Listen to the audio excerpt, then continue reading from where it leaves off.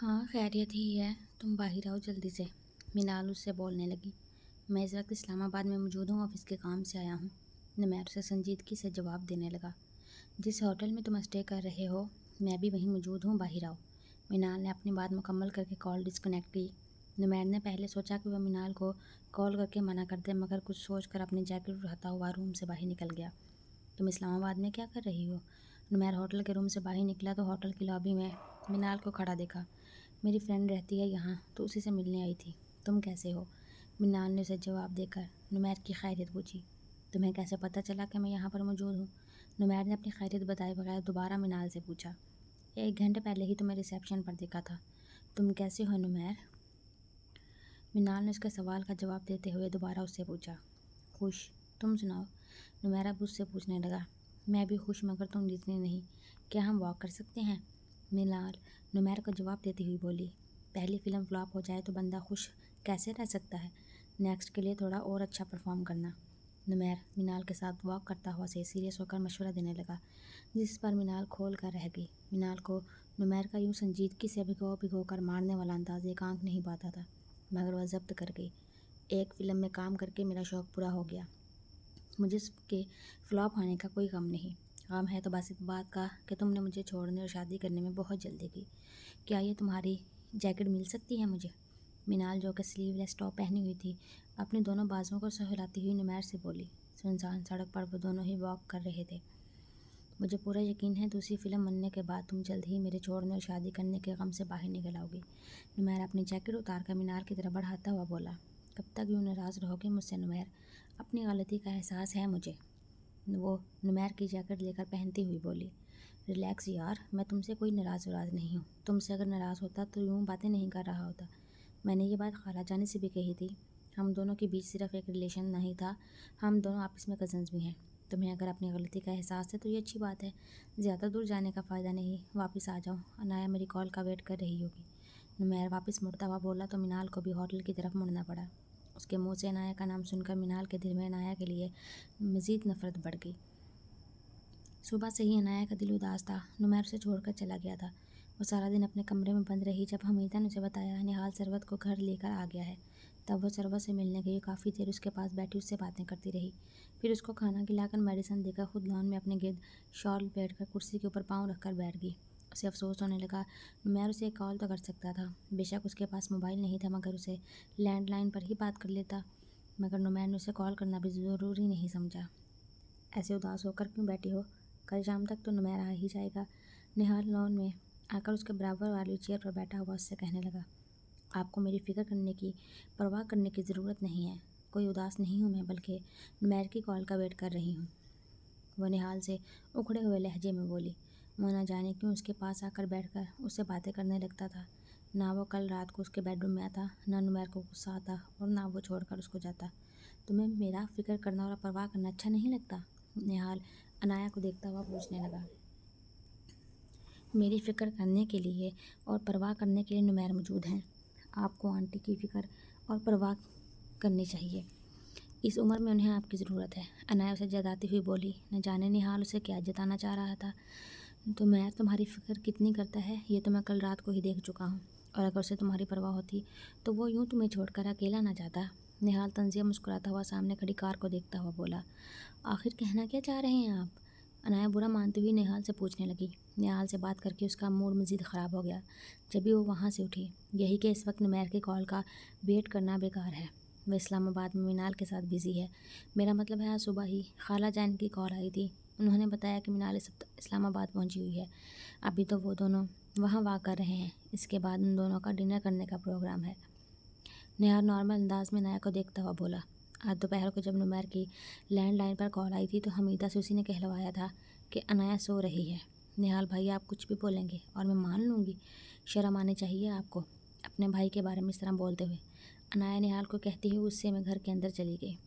कैसा फील कर रही हैं आप? कैसी तबीयत है अब आपकी? निहाल शाम में ऑफिस से घर आया। सरवत के कमरे में आकर उसकी तबीयत पूछने लगा। कल से तो काफ़ी बेहतर है। तुम जल्दी आ गए आज। सरवत ने निहाल को अपने रूम में आता हुआ देखकर बेड से उठकर बैठी और पूछने लगी। जी, मौसम आज अब्र-आलूद है।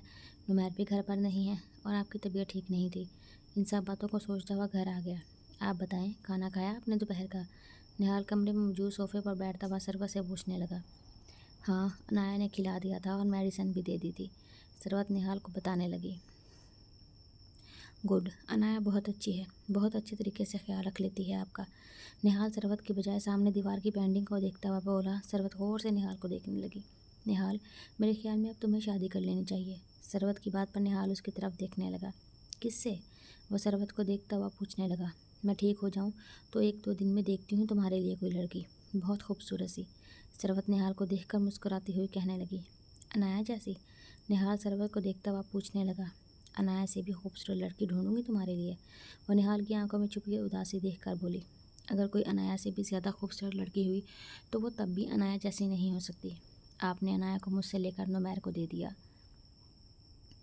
निहाल जख्मी मुस्कुराहट के साथ मुस्कुराता हुआ सरवत को देखकर बोला। बेटा, उस वक्त हालात ऐसे थे, ये कदम उठाना पड़ा। निहाल, तुम समझने की कोशिश करो, अब वो तुम्हारे भाई की बीवी है।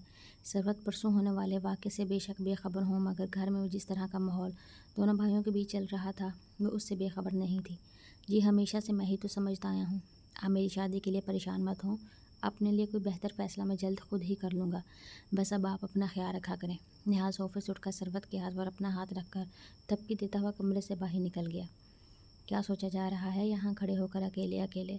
नौफल घर दाखिल हुआ तो शांजे को टेरेस में खड़ा देखकर उसके पास आया। शांजे ने मुड़कर नौफल को देखा तो अपने होंठों से शांजे का गाल छूता हुआ मुस्कुराकर उसे देखने लगा। परसों उनके दरमियान बहस के बाद वो दोनों ही ज़रूरी बात के सिवा कोई बात नहीं कर रहे थे, और आज के दिन दोनों ही को एक दूसरे की खामोशी परेशान किए दे रही थी। इसलिए नौफल अपने पुराने मूड में आकर इस खामोशी को तोड़ने की कोशिश करने लगा। मैं यही सोच रही थी कि अपने एसपी साहिब को कैसे मनाया जाए। नायला ने इन दोनों के दरमियान खामोशी महसूस करके आज सुबह शांसी को खूब खरी खरी सुनाई थी, मगर अंदर से खुद शांसी भी नौफल से यूँ बेरुखी बरत नहीं पा रही थी। इसलिए उसे देखती हुई कहने लगी। फिर क्या आइडिया समझ में आया? कैसे मनाओगे अपने एसपी को? नौफल शांसी को खुद से करीब करके संजीदगी से पूछने लगा। यही तो समझ नहीं आ रहा। सुबह से कोई 10 घटिया टाइप फिल्में देख चुकी हूँ, शायद उन्हीं में कोई आसान तरीकाकार दिख जाए, मगर हर दूसरी मूवी ने हीरोइन बेवकूफ़ बनी हुई है, रूठे हुए हीरो के आगे गला फाड़ फाड़ कर गाने गाकर उछलती कूदती हुई अजीब हरकतें कर रही है। ऐसा मुझसे तो बिल्कुल नहीं हो पाएगा। शांजे ने जितनी संजीदगी से उसे बताया, नौफल अपनी हंसी रोक नहीं सका। एक आइडिया दूँ मैं? वो शांजे को उठाता हुआ कमरे में लाया और बेड पर बिठाया। कोई ज़रूरत नहीं है अपने छिछोरे आइडियाज़ का बंडल अपने पास रखो और शराफत से खुद ही मान जाओ। शांजे उसके ख़तरनाक तेवर देखती हुई बोले तो नौफल हंसा और खुद भी बेड पर उसकी गोद में सर रख कर लेट गया। मानना तो खुद ही पड़ेगा। क्यों, क्या करूं? नाराज़ जो नहीं रह सकता तुमसे ज़्यादा देर तक। वो शांजे को देखकर उसके हाथ पर मोहब्बत महर शब्द करता हुआ बोला। मेरी नाराज़गी वाकई तुम्हारे लिए इतनी मायने रखती है? शांजे अपने नौफल के बालों में उंगलियां फेरती हुई उससे पूछने लगी। मेरी ज़िंदगी में तुम्हारी मौजूदगी बहुत मायने रखती है शांजे। प्लीज़ मेरे और अपने बीच में ऐसे मसले मत लेकर आया करो जिससे हमारे बीच में बहस हो। मैं बहुत ज़्यादा नेक इंसान हरगिज़ नहीं हूँ, मगर इतना बुरा भी नहीं है, मेरा यकीन करो। नौफल शांजे को देखता हुआ उससे संजीदगी से कहने लगा। शांजे हल्का सा मुस्कुराई खामोश रही। चलो आज रात मैं तुम्हें बताता हूँ, जब बीवी अपने शोहर से नाराज़ हो जाए तो शोहर को कैसे मनाना चाहिए। मगर पहले हम आंटी को लेकर डॉक्टर के पास जाएंगे, उनका अपॉइंटमेंट है आज। फिर वापसी पर डिनर करेंगे। आंटी को रेडी होने का बोल कर आया था, अब तुम भी जल्दी से रेडी हो जाओ। नायला की कुछ दिनों से तबीयत ठीक नहीं थी, इस वजह से नौफल उसे डॉक्टर के पास ले जाना चाहता था। साथ ही उसने शांजे के साथ डिनर का प्रोग्राम बना लिया। आज मौसम काफ़ी खुशगवार था, इसलिए शांजे नखरी दिखाए बगैर तैयार होने चली गई। नुमैर एयरपोर्ट से घर पहुंचा तो रात के 9 बज रहे थे। बाहर लॉन में ही चेयर पर उसे निहाल बैठा हुआ मिला। वो नुमैर को गेट से अंदर आता हुआ देखकर उसकी तरफ बढ़ा तो नुमैर भी एक हाथ में बैग दूसरे हाथ में लैपटॉप पकड़े निहाल के पास आया। मुझे कॉल कर देते, मैं लेने आ जाता। निहाल नुमैर को देखता हुआ कहने लगा। निहाल के लहजे में 2 दिन पहले वाली तलख कलामी का शायबा तक नहीं था। वह बिल्कुल वैसे ही बात कर रहा था जैसे शुरू से करता आया था। नहीं, कैब कर ली थी मैंने, कोई ख़ास मसला नहीं। तुम बताओ मामा की कंडीशन कैसी है अब? निहाल को नॉर्मल अंदाज में बात करते हुए देखकर नुमैर भी हर बात भुलाए उससे नॉर्मल अंदाज में पूछने लगा। बीपी अभी भी थोड़ा सा ही है, शाम में चेक किया था। तुम्हारा पूछ रही थी मामा, तुमने बात नहीं की उनसे? निहाल नुमैर से पूछने लगा। नहीं, दोपहर मीटिंग के चक्कर में सारा दिन गुजर गया। उसके बाद फ़्लाइट कराने में और वापसी आने में टाइम ही नहीं मिला। मीटिंग काफ़ी अच्छी रही है। हमदानी साहिब ने एक और प्रपोज़ल भी दिया है जिसकी डिटेल्स इसमें मौजूद है, तुम चेक कर लेना। अगर तुम्हें सूटेबल लगे तो फिर कल सुबह ऑफिस में डिस्कस कर लेंगे। नुमैर अपना लैपटॉप निहाल की तरफ बढ़ाता हुआ बोला, ऐसा करो अपना लैपटॉप मेरे बेडरूम में रख दो प्लीज़, मैं डिनर के बाद देख लूँगा। इस वक्त वॉक का मूड हो रहा है तो बाहर जा रहा हूँ। निहाल नुमैर को देखता हुआ बोला। नुमैर इस बात में सर हिलाकर घर के अंदर चला गया। वो निहाल के रूम में पहुंचा और बेड के पास मौजूद टेबल पर अपना लैपटॉप रखकर पलटने ही लगा तो निहाल के बेड पर मौजूद अनाया के पेंडेंट ने उसे पलटने पर मजबूर किया। नुमैर ने आधा तकिए के नीचे दबा हुआ अनाया का पेंडेंट हाथ में लिया। ये वही पेंडेंट था जो नुमैर ने अनाया को गिफ्ट में दिया था। इस वक्त वो निहाल के बेड पर मौजूद था। नुमैर पेंडेंट को गौर से देखता हुआ इसे पॉकेट में रखकर निहाल के रूम से निकल गया। अनाया अपने रूम में खामोशी से सोफे पर बैठी हुई थी। निहाल पर उसे पहले ही गुस्सा था। निहाल की वजह से नुमैर उसे अपने साथ लेकर नहीं गया था। कल शाम उसे निहाल की बात सुनकर और भी ज़्यादा गुस्सा आया। आखिर निहाल कैसे कह सकता था नुमैर और मीनार इस्लामाबाद में एक साथ हैं। इस वजह से वो और भी निहाल से सीधे मुँह बात नहीं कर रही थी। और नुमैर कैसे उसे अपना एहसास दिलाकर ऐसे अकेला उसका एहसास किए बिना से छोड़कर चला गया। आज मौसम का तेवर देखकर महसूस हो रहा था कि जैसे बारिश होगी। बस अब उसे मजबूत बनकर रहना है।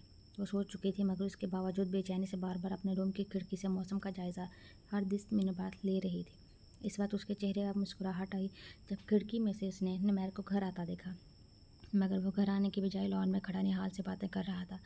नुमैर चेहरे के तासुरात बिल्कुल नॉर्मल थे। अपना गुस्सा तो वो सिर्फ उसी पर जताता था।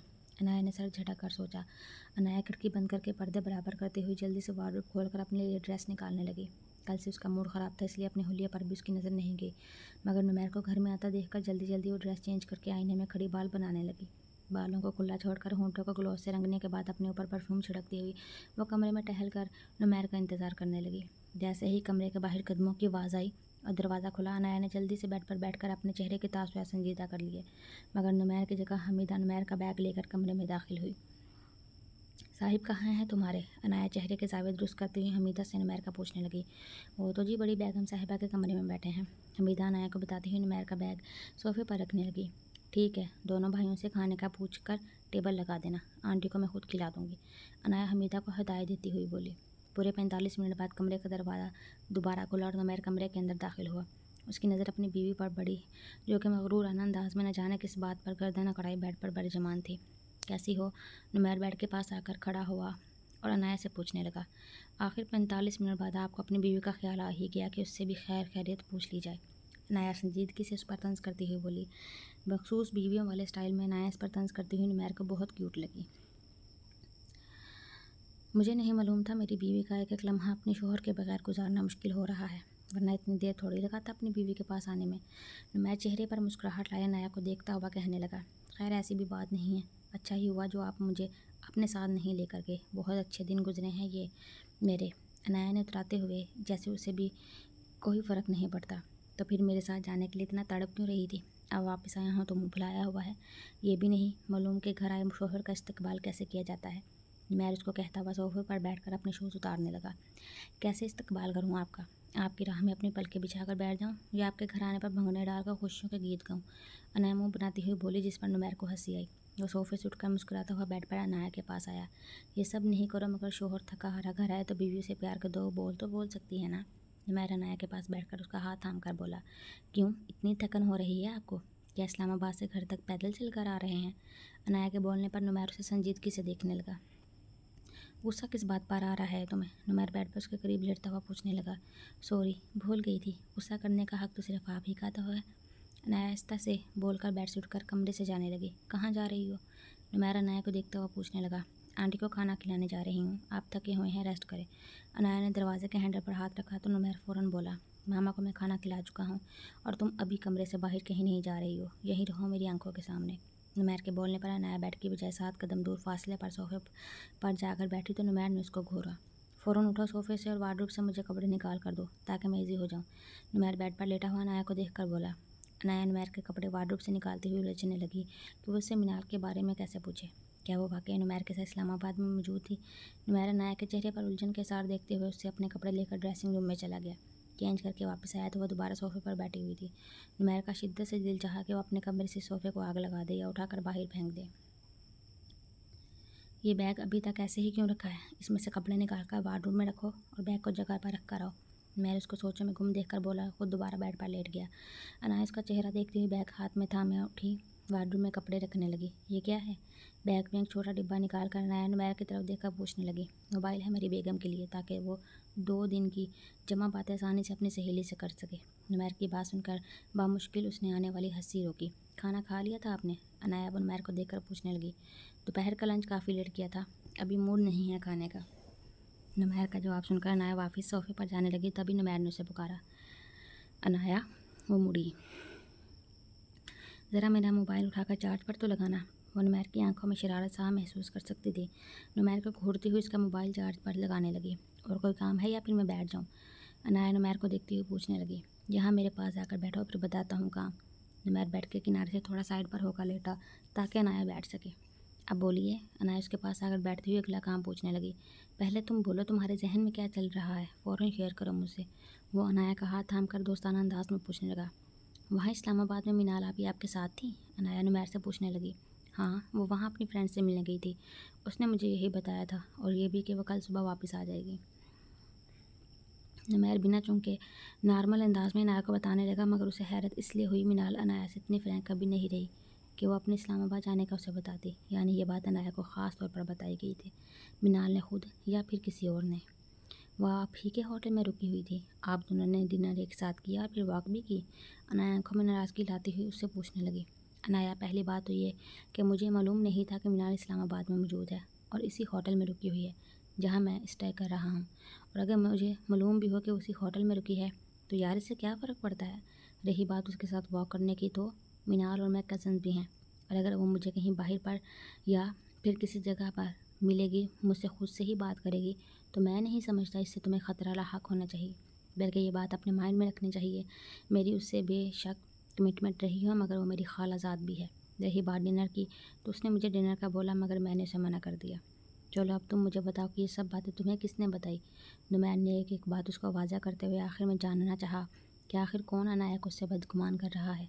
निहाल भाई ने। अनाया के मुँह से निहाल का नाम सुनकर भी वो चौंका। यानी निहाल और मीनाल मिलकर। उसे थोड़ी देर पहले निहाल के बेडरूम में अनाया के पेंडेंट का भी मतलब समझ में आया।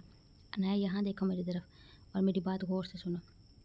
मियाँ और बीवी के रिश्ते को कामयाब बनाने के लिए सिर्फ इस रिश्ते में मोहब्बत का होना ज़रूरी नहीं होता, बल्कि एक दूसरे पर मुकम्मल एतमाद ही इस रिश्ते को मजबूत बनाता है।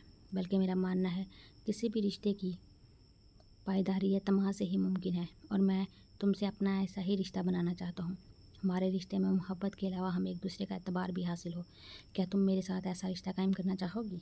मैं बेड पर लेटे हुए अनाया का हाथ थाम कर उसे पूछने लगा, जिस पर अनाया ने मुस्कुराकर इकरार में सर हिलाया।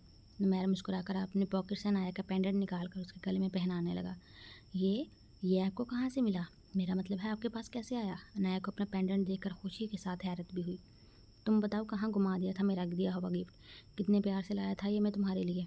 नुमैर यूं ही लेटे हुए आंखों में मसनूई नाराज़गी लेकर अनाया से पूछने लगा।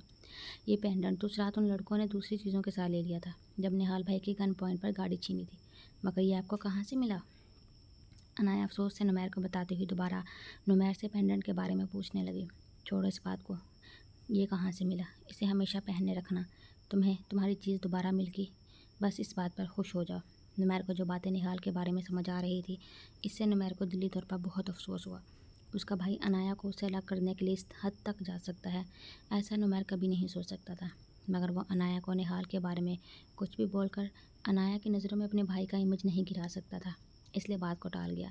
अनाया अपने गले पहने हुए पेंडेंट को देखती ही मुस्कुराकर बेड से उठी। वैसे ही बाहर बादल बहुत ज़ोर से गरजा। अनाया तेज़ी से बेड पर लेटे हुए नुमैर के सीने से जा लगी। नुमैर, अब क्या होगा? नुमैर के सीने से लगी खौफज़दा होकर नुमैर से पूछने लगी। तुम बताओ अब क्या होना चाहिए? नुमैर ने बेड पर लेटे लेटे अनाया को अपने हिसार में लेकर उसे तहफ़्फ़ुज़ का एहसास फराहम करते हुए उल्टा उससे सवाल किया। नुमैर, मुझे डर लग रहा है। वह नुमैर के दोनों बाजू को थामे खौफज़दा होकर बोली, क्योंकि बाहर तेज़ बारिश शुरू हो चुकी थी। किससे? मुझसे या फिर बरसात से? अनाया के खुशबू में बसे हुए वजूद को बेड पर लिटाने के बाद उस पर झुकता हुआ पूछने लगा। खौफ से मेरी जान हलकान हुए दे रही है, और आप हैं कि? नुमैर के होंठ गर्दन के बाद सीने पर महसूस करके बाकी लफ्ज़ उसके मुंह में ही दम तोड़ गए। तुम्हारी ये गुर्बत मेरी जान भी तो हलकान कर रही है मेरी जान। नुमैर उसकी खुशबू को अपनी सांसों में उतारने के बाद अब अनाया की सांसों की खुशबू को अपनी सांसों में उतार रहा था। नुमैर। जैसे ही नुमैर ने उसके होंठों को आज़ादी बख्शी, अनाया ने बंद आंखों के साथ उसका नाम पुकारा। सर्दी के मौसम में उसके माथे पर नन्ही नन्ही पसीने की बूंदें उसके खौफ और घबराहट का पता दे रही थी। हाथ के अंगूठे से नुमैर ने उसके माथे से उनकी बूंदों को साफ किया। आज इस बरसाती रात में मेरा वादा है कि मैं तुम्हें बिल्कुल डरने नहीं दूंगा। तुम अपने सारे खौफ को भुलाए सिर्फ और सिर्फ मेरी शिद्दतों को महसूस करोगी। नुमैर अनाया को बोलता हुआ उठकर बैठा और अपनी शर्ट उतारने लगा। तभी अनाया शर्म से रुख फेर कर लेट गई। जब नुमैर ने अनाया की शर्ट की जिप खोलने की गुस्ताखी की तो अनाया ने ज़ोर से आंखें मीच ली। अब वो बाहर तेज़ तूफ़ानी बारिश को भुलाए अपनी कमर पर नुमैर की उंगलियों और होंठों की लमस को महसूस करने लगी। नुमैर की उंगलियां उसकी कमर को छूती हुई दोनों शानों तक आई। बालों को हटाकर दूसरी गुस्ताखी पर अनाया का दिल ज़ोर से धड़का। उसने तकिए को दोनों मुट्ठियों में दबोचा। नुमैर प्लीज़ लाइट ऑफ करें। अनाया की कांपती हुई आवाज़ नुमैर के कानों में टकराई। वो उसकी कैफियत के मद्देनज़र उसकी बात मानने को मजबूर हुआ। अनाया को कम्फर्टर उड़ाकर नुमैर लाइट ऑफ करने उठा। उसकी मोबाइल पर निहाल की कॉल आने लगी जिसको देखकर वह काफ़ी बदमज़ा हुआ। उसकी कॉल काट कर अपने मोबाइल ऑफ करने के बाद वो रूम की लाइट ऑफ करके दोबारा बेड पर अनाया के पास आया और लैंप की मध्यम रोशनी में अनाया को देखने लगा। अनाया रुख मोड़े वैसे ही लेटी थी, अपने दोनों हाथ की मुट्ठियों से तकिए को दबोचे हुए। नुमैर ने आहिस्तगी से उसके हाथ तकिए से हटाया, बहुत नरमी से उसका रुख अपनी तरफ किया तो अनाया अपना चेहरा दोनों हाथों में छुपा लिया। शर्माने की इस अदा पर नुमैर के चेहरे पर मुस्कुराहट आई। इस तरह शर्मा कर तो तुम मुझसे मज़ीद शरारत करने पर मादा कर रही हो। नुमैर उस पर झुकता हुआ बोला, जबकि दूसरी तरफ अनाया की ज़बान अब तालू से चिपक चुकी थी। मुझे नहीं मालूम था कोई शौहर इतना शरीफ भी हो सकता है कि उसे अपनी ही बीवी से सच्ची वाली मोहब्बत हो जाए। बहुत प्यार करने लगा हूँ मैं तुमसे हसीन लड़की। इस दुनिया में अब तुमसे ज़्यादा हसीन शायद ही कोई और लगे। नुमैर उसके कानों में रस घोलता हुआ उसे किसी कीमती मता की तरह अपने अंदर समाए अनाया पर अपनी मोहब्बत की बरसात करने लगा। अनाया अपना सारा डर सारा खौफ भुलाए नुमैर की निछावर करदा मोहब्बत की बरसात में भीग रही थी। नुमैर की दस्तरस में वो खुद को ना सिर्फ महफूज बल्कि खुशबख्त भी महसूस कर रही थी। नुमैर की कुर्बतों के सबब वो बाहर होने वाली बरसात से गाफिल हो गई। पूरी रात बरसात का सिलसिला वक्फे वक्फे से जारी रहा। इसी तरह नुमैर भी आवारा बादल की तरह वक्फे वक्फे से अनाया पर अपनी मोहब्बत की बारिश करता है। अनाया की आँख खुली तो उसकी पुश्त नुमैर के सीने से लगी हुई थी, जबकि नुमैर का हाथ उसके गिर्द लिपटा हुआ था। नुमैर खुद सुकून की नींद सो रहा था। सारी रात बारिश के बाद एक हसीन सुबह दोनों की मुंतज़िर थी। अनाया ने दीवार पर टंगी घड़ी में टाइम देखा तो उसकी आँख खुली की खुली रह गई। सुबह के 10 बज रहे थे और वो दोनों ही अभी तक सोए हुए थे। उसने कंफर्टर हटाने के बाद नुमैर का हाथ अपने ऊपर से हटा कर उठना चाहा तो नुमैर ने उसके ऊपर अपनी टांग भी रख दी। वो कल रात की तरह इस वक्त भी मुकम्मल नुमैर के हिसार में थी। अनाया ने एक बार फिर खुद को उसके हिसार से निकालना चाहा, मगर नुमैर की गिरफ्त इतनी कमज़ोर हरगिज़ नहीं थी। वो शायद कल रात की तरह नींद में भी उसे अपनी पनाहों में रखना चाहता था। वो क्या मसला है, खामोशी से लेटी रहो। अब की बार मुज़ाहमत पर नुमैर नींद में डूबी आवाज़ में उसे डपटते हुए बोला, आप जाग रहे हैं नुमैर? ज़रा टाइम देखे क्या हो गया है। क्योंकि अनाया की पुश्त इसकी तरफ थी इसलिए अनाया को खबर ही नहीं हुई कि नुमैर कब जगा। नुमैर थोड़ा सा सर उठाकर दीवार पर खड़ी में टाइम देखने लगा। यार 10 बज गए सुबह के, ऑफिस के लिए तो लेट हो गया मैं।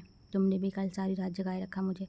नुमैर टाइम देखने के बाद अनाया के ऊपर से अपना हाथ और पाँव हटाता हुआ बोला तो अनाया ने करवट लेकर हैरत से उसे देखा। मैंने आपको जगाए रखा? मैं कल सारी रात आपने मुझे सोने नहीं दिया। अपने ऊपर लगे इल्ज़ाम पर तड़प कर अनाया उसको देखकर बोली, मगर नुमैर की अपनी तरफ उठती नज़रें अपनी बात का मफहूम समझकर वो खुद नज़रें झुका गई। पहल तुमने की, होश कल रात को तूने मेरे उड़ाए, फिर मैं भला कैसे तुम्हें सोने देता। चेहरे पर अनाया के बालों को पीछे करता हुआ बहुत गहरी नज़रों से अनाया को देखकर बोला। अनाया का झुका हुआ सर शर्म से मज़ीद झुक गया। नुमैर की नज़रें अब अपने ऊपर महसूस करके वो बेड से उठने लगी। तभी नुमैर ने उसका हाथ पकड़ा। कहाँ जा रही हो? अभी यहीं लेटी रहो ना थोड़ी देर। ऑफिस से लेट तो हो चुका हूँ वैसे भी। वो अनाया के शर्माए हुए रूप को देखता हुआ कहने लगा। वो नुमैर से नज़रें नहीं मिला पा रही थी। इतनी देर तक बेडरूम का दरवाज़ा बंद रहेगा तो बाहर सब लोग क्या सोचेंगे? अनाया सर झुकाए नुमैर से बोली, बाहर सब लोग क्या सोचेंगे ये तुम्हें सोचने की ज़रूरत नहीं। वैसे भी मैं सोच रहा हूँ इतने रोमांटिक मौसम में ऑफिस जाने की बजाय अपनी बीवी के साथ इस मौसम को एंजॉय करना चाहिए। नुमैर अनाया को बाहों में लेता हुआ बोला, जी नहीं, आप शराफत से ऑफिस जा रहे हैं और मैं किचन में। वैसे भी आपके ऑफिस जाने के बाद मुझे अपनी नींद पूरी करनी है। नुमैर का प्लान सुनकर अनाया एकदम पीछे हुई। रोमांटिक मौसम को एंजॉय करने का मतलब नुमैर का यकीनन कल रात वाले मूड में वापस आना था, जिसके लिए अनाया फौरी तौर पर बिल्कुल तैयार नहीं थी। अपने आखिरी जुमले पर अनाया की नज़रें मज़ीद झुकीं। ठीक है, अगर तुम अपनी नींद अभी पूरी करने का इरादा रखती हो तो मैं आज रात को भी कोई एक्सक्यूज़ नहीं सुनूंगा।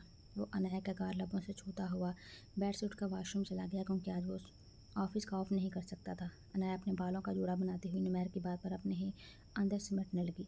अब उसे ऑफिस का ड्रेस निकालने के बाद नुमैर के लिए नाश्ता बनाना था। नाश्ते की टेबल पर निहाल आया तो नुमैर और अनाया पहले से ही वहाँ पर मौजूद थे। कल रात बरसती हुई बारिश ने उसे सारी रात बेचैन रखा। अपने कमरे में से घुटन का एहसास हुआ तो वो हॉल में निकल कर आया। भटक भटक कर उसकी निगाहें नुमैर के कमरे के बंद दरवाजे पर जा रही थी। वो तो ये समझ रहा था अनाया का पेंडेंट उसके बेड पर देखने के बाद नुमैर गुस्से में बेकाबू हो जाएगा। वो अनाया से सवालात पूछेगा और अनाया का दिल उससे बुरा होगा। फिर वो अनाया पर और बिगड़ती हुई सिचुएशन पर आसानी से काबू पा लेगा। मगर ऐसा कुछ भी नहीं हुआ और अब तो तेज़ बारिश भी बरस रही थी।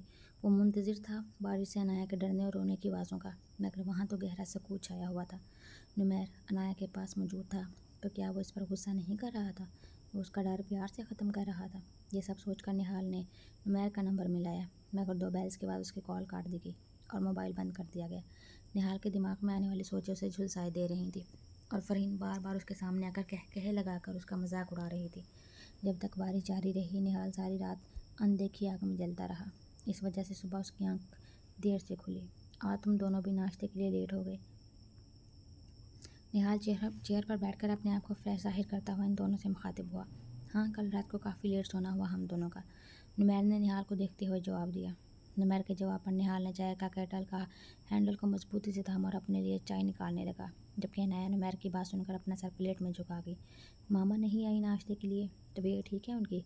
वो अपने आप को नॉर्मल पोज करता हुआ अनाया की तरफ देखता हुआ पूछने लगा, मगर अनाया के गले में पेंडेंट देखकर उसे एक पल के लिए ठटका। हाँ, मामा कह रही थी थोड़ी देर बाद नाश्ता करेंगी। अनाया उनको नाश्ता करा देगी, तुम फिक्र नहीं करो। अभी भी जवाब अनाया के बजाय नुमैर की तरफ से ही आया। अब नुमैर भी अनाया को देखने लगा। अनाया अपनी डाइट पर ध्यान दिया करो, मैं नोट करता हूँ तुम किसी दूसरे के सामने ठीक से खाना नहीं खाती। रिलैक्स होकर नाश्ता करो जैसे पहले कर रही थी। नुमैर अनाया का टेबल पर रखा हुआ हाथ थाम कर उसे देखता हुआ बोला। निहाल का अनाया का पेंडेंट देखना नुमैर नोट कर चुका था। उसे ज़रा शर्म नहीं आई कि इस हरकत से अगर नुमैर गुस्सा होता है, सरवत की तबीयत बिगड़ती तो नुकसान उन दोनों भाइयों का होता। अगर निहाल अनाया और उसमें फूट डलवाकर खुद उसकी जगह लेना चाहता था तो ये निहाल की खामख्याली थी। नुमैर ने भी तहिया कर लिया कि वो ऐसा कभी नहीं होने देगा। तुम इसके साथ बच्चों जैसा बिहेव कर रहे हो। अनाया बच्ची नहीं है, अगर उसे भूख लगेगी तो वो ठीक से खाना खाएगी। कोई भी इंसान बिला वजह भूखा नहीं रह सकता। निहाल खुद भी नाश्ता करते हुए नुमैर से बोला, वो बच्ची नहीं है मगर मेरी बीवी है, उसका हर तरीके से मुझे ही ध्यान रखना है। हस्बैंड और वाइफ का रिश्ता ऐसा ही होना चाहिए जिसमें वो एक दूसरे की फ़िक्र करें, ख्याल रखें और एक दूसरे पर एतमाद करें, ताकि कोई दूसरा शख्स उनके बीच में बदगुमानी नहीं पैदा कर सके। नुमैर की बात सुनकर निहाल ने सर उठाकर नुमैर को देखा। वो उसी को देख रहा था, बल्कि आंखों ही आंखों में कुछ जता रहा था। निहाल समझ गया उसका इशारा किस तरफ है। वो यकीनन अनाया के पेंडेंट को देखकर ये सब कह रहा था। अनाया का हाथ उसने अभी भी थामा हुआ था। निहाल को यह मंजर तकलीफ़ देने लगा। आज वापसी पर ऑफिस से आते हुए मैं तुम्हारे लिए फॉर्म लेकर आऊँगा। यूनिवर्सिटी में एडमिशन स्टार्ट हो गए हैं, बहुत ऐश होगी तुम्हारी। अब दूसरी चीज़ों के साथ साथ अपनी स्टडी पर भी कंटिन्यू करो। नुमैर अब दोबारा अनाया को देखता हुआ बिल्कुल नॉर्मल अंदाज में बात करने लगा, जिस पर अनाया ने सर उठाकर नुमैर को देखा। नुमैर, मैं 1 साल गैप लेना चाहती हूँ, उसके बाद कंटिन्यू करूँगी अपनी स्टडी। पूरे अरसे में अनाया अब नुमैर को देखती हुई बोली, कोई ज़रूरत नहीं है गैप की। गैप के बाद स्टडीज़ कंटिन्यू करना मुश्किल लगेगा। वैसे भी नेक्स्ट ईयर हम अपना बेबी प्लान करेंगे। नुमैर के आखिरी जुमले पर जहाँ अनाया ने सिर उठाकर दोबारा अपना सर प्लेट में झुका लिया, वहीं निहाल एकदम कुर्सी से खिसका कर उठा और घर से बाहर निकल गया।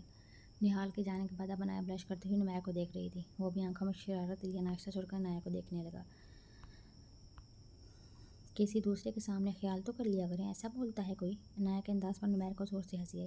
वो बच्चा थोड़ी है कोई, उसे अच्छी तरह पता है कि हम हस्बैंड वाइफ हैं। नुमैर ने बोलते हुए अनाया के आगे अपना चाय का मग रखा तो अनाया सवालिया नज़रों से उसे देखने लगी। अब तुमसे कहूँगा शुगर जार लेकर आओ तो तुम मुझे घूर कर देखोगी, इसलिए मेरी चाय में से 2 सिप ले लो ताकि चाय में मिठास महसूस हो और मेरा सारा दिन ऑफिस में अच्छा गुजरे।